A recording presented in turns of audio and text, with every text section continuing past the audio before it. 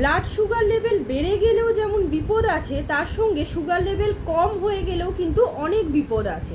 এবার আপনারা বলবেন যে কি কি সিমটমস দেখলে আমরা বুঝবো যে আমাদের সুগারটা ফল করে যাচ্ছে, বিশেষ করে ডায়াবেটিক যে সমস্ত পেশেন্টরা আছেন।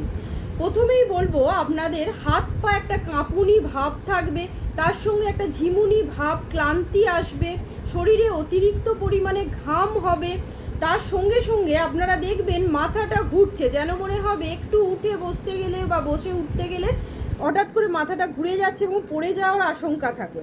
অনেকের ক্ষেত্রে কিন্তু দেখা যায় মাথা ব্যথা থাকতে পারে, তার সঙ্গে আপনারা রাস্তাঘাটে দেখবেন অনেকে অজ্ঞান হয়ে পড়লো, তখনই আপনাদের চট করে মাথায় আসবে যে হয়তো ওনার সুগার ফল করে গেছে।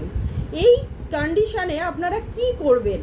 অবশ্যই চেষ্টা করবেন কোনো মিষ্টি জাতীয় জিনিস, যেমন চিনি হতে পারে, সেটা লজেন্স হতে পারে, গুড় হতে পারে, চকলেট হতে পারে, এই মিষ্টি জাতীয় জিনিস কিন্তু সঙ্গে সঙ্গে দেবেন মানুষকে।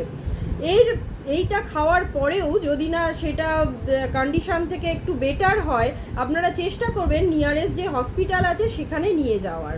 আর ডায়াবেটিক পেশেন্টদের একটা সাজেস্ট করব, অবশ্যই আপনারা চেষ্টা করবেন ব্যাগের মধ্যে অল্প হলেও কিছু লজেন্স রেখে দেওয়ার। নমস্কার, সবাই ভালো থাকবেন এবং সুস্থ থাকবেন।